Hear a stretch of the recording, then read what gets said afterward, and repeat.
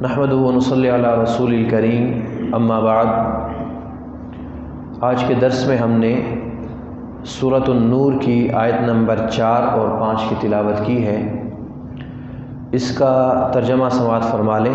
اللہ تعالیٰ ارشاد فرماتے ہیں والذین یرمون المحصنات، جو لوگ پاک دامن عورتوں پر تہمت لگاتے ہیں، ثم لم یأتوا بأربعۃ شہداء، اور پھر 4 گواہ نہ پیش کر سکیں، فجلدوہم 80، تو ان کو 80 جلدتاً 80 کوڑے لگاؤ، ولا تقبلوا لہم شہادۃ ابدا، اور ان کی گواہی کبھی بھی قبول نہیں کی جائے گی، وأولئک ھم الفاسقون، یہی لوگ ہیں جو فاسق ہیں، الا الذین تابوا، ہاں اگر وہ توبہ کر لیں، من بعد ذلک، اس کے بعد، واصلحوا، اور اپنی اصلاح کر لیں، فإن اللہ غفور الرحیم، بے شک اللہ بہت معاف کرنے والا اور رحم کرنے والا ہے۔ معزز سامعین، اس سے قبل ہم نے یہ بات آپ کے گوش گزار کی ہے کہ سورۃ النور کا بنیادی مقصد معاشرے کے اندر اصلاح، حیا اور پاک دامنی کے حوالے سے کہ معاشرہ پاکیزہ بنے، حیا اس میں آئے، سورۃ النور کا بنیادی مقصد یہ ہے۔ اور پہلا حکم جو اللہ تعالیٰ نے بیان فرمایا تھا وہ زنا کی سزا، بدکاری کی سزا کو بیان فرمایا تھا کہ اگر کوئی بدکار ہے تو اس کی ساری تفصیل آپ حضرات کے گوش گزار ہو چکی ہے۔ یہاں دوسرا حکم ہے، دراصل دوسرا حکم جو ہے وہ پہلا جو حکم تھا اس کا پروسیجر بیان کیا جا رہا ہے۔ اگر کوئی کسی شخص نے دیکھا کسی کو بدکاری کرتے ہوئے یا بدکاری کی سزا کسی کو دلوانی ہے تو اس کا طریقہ کار کیا ہوگا، وہ اللہ تعالیٰ نے آیت نمبر 4 اور 5 میں بیان فرمایا ہے۔ اگر آپ اس کو دوسرے انداز میں سمجھیے کہ جس طرح سے ایک بڑا گہناؤنا عمل ہے بدکاری،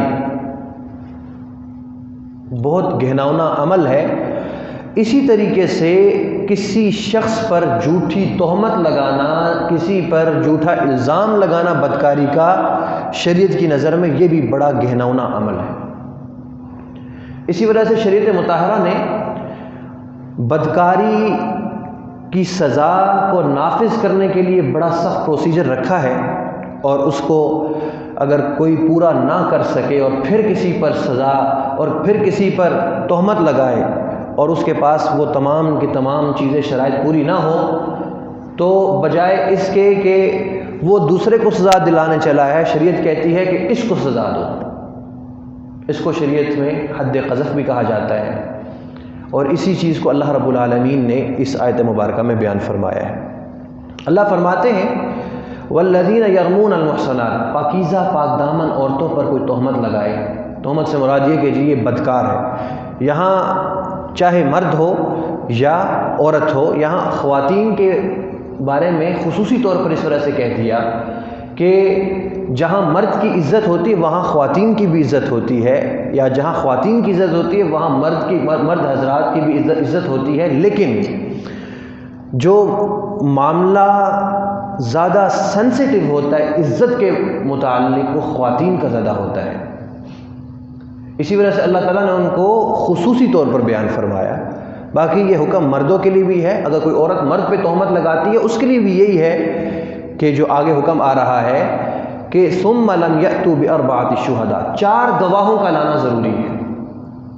یعنی اگر کسی پر بدکاری کو ثابت کرنا ہے اس کے لیے 4 گواہوں کو لانا ضروری ہے، 1 نہیں، 2 نہیں، 3 نہیں، 4۔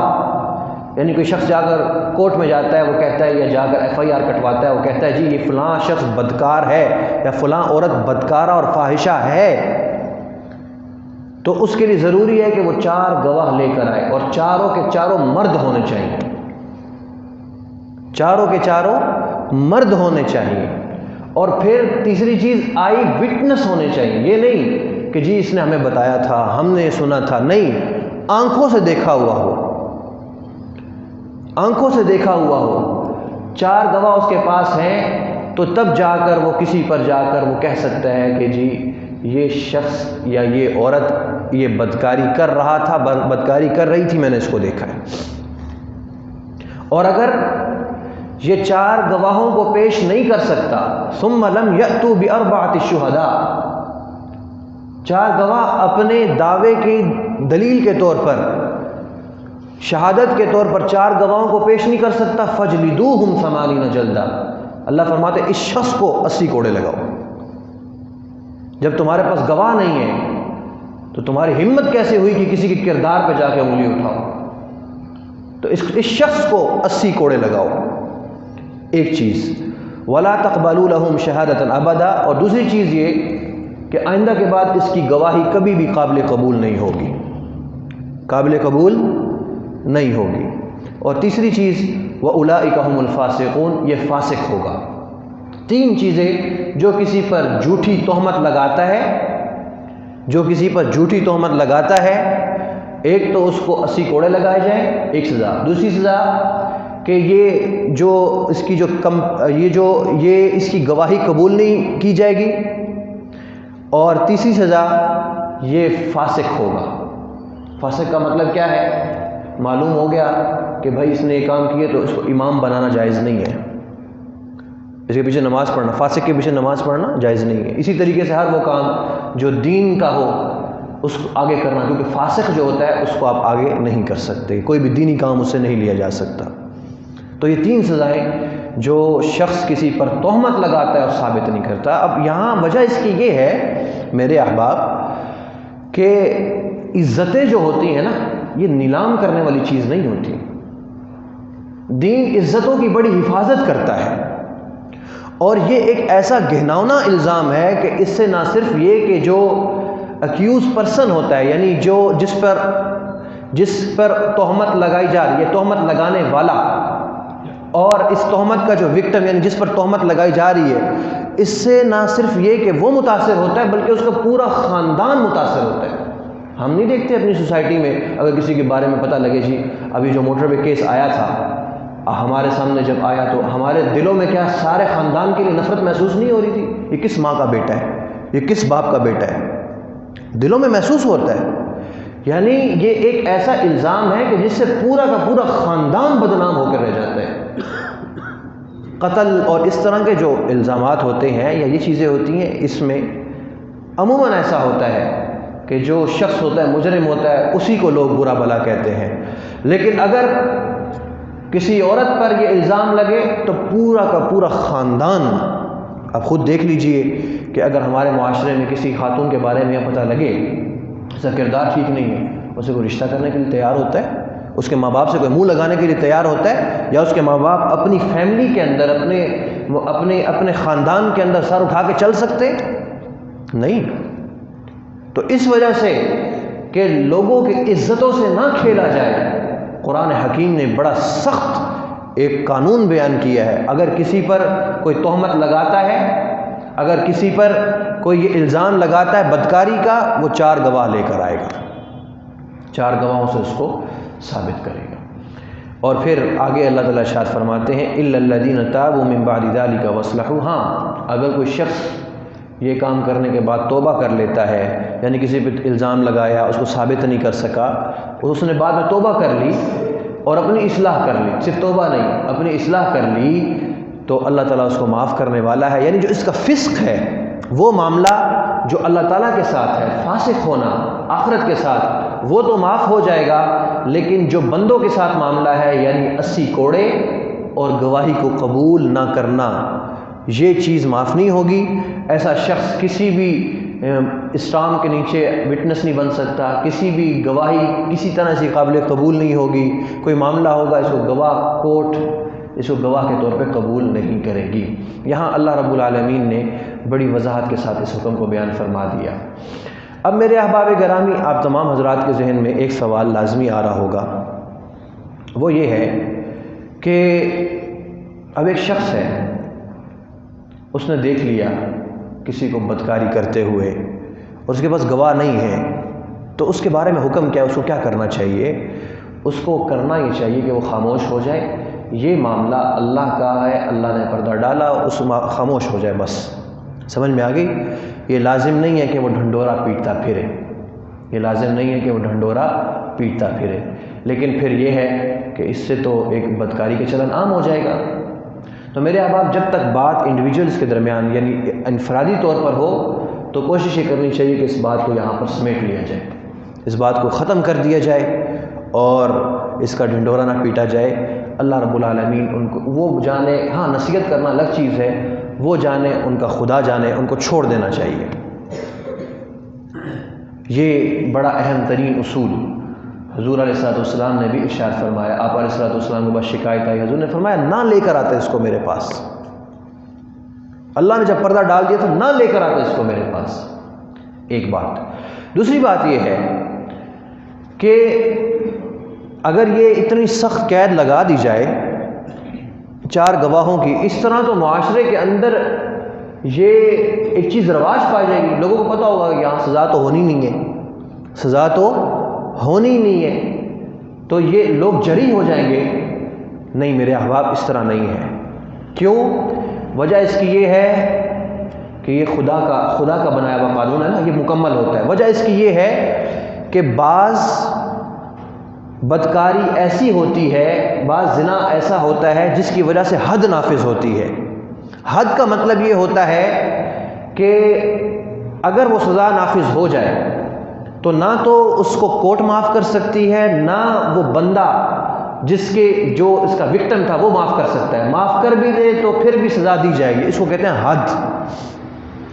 اس کے لیے حد کے نافذ کرنے کے لیے ضروری ہے، حد کے نافذ کرنے کے لیے ضروری ہے کہ 4 گواہ لے کر آئے.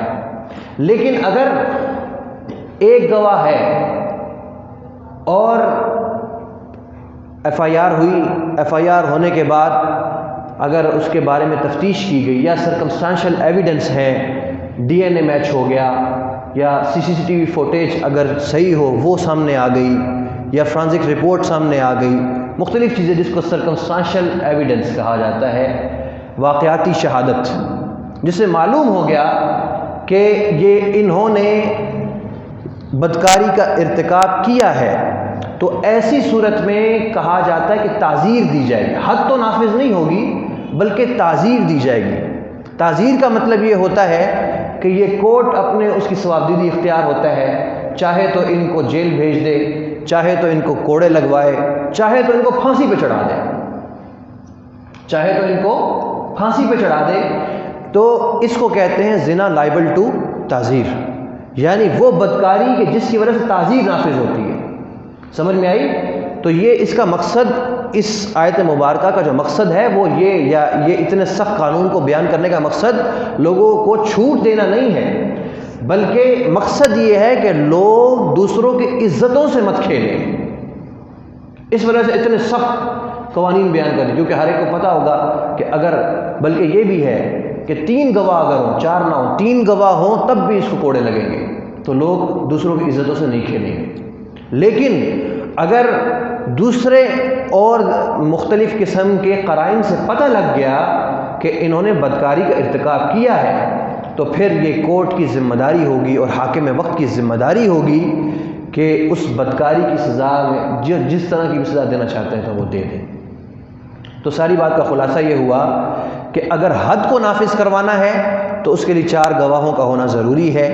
لیکن اگر حد نافذ نہیں ہو رہی، حد سے یہ جو نصاب جو بیان کیا گیا اس سے کم ہے، تو اس صورت میں تعزیر نافذ کی جائے گی. لیکن یہ کس کا اختیار ہوگا؟ یہ کورٹ کا اختیار ہوگا. چاہے معاف کرنا چاہے وہ معاف بھی کر سکتی ہے، اگر پھانسی دینا چاہے تو پھانسی بھی دے سکتی ہے. جیسے کہ آپ کے سامنے ہے زینب قتل کیس، وہ جو بچی کا معاملہ تھا، اس میں ڈی این اے میچ ہوا تھا. اس ڈی این اے کے میچ ہونے کی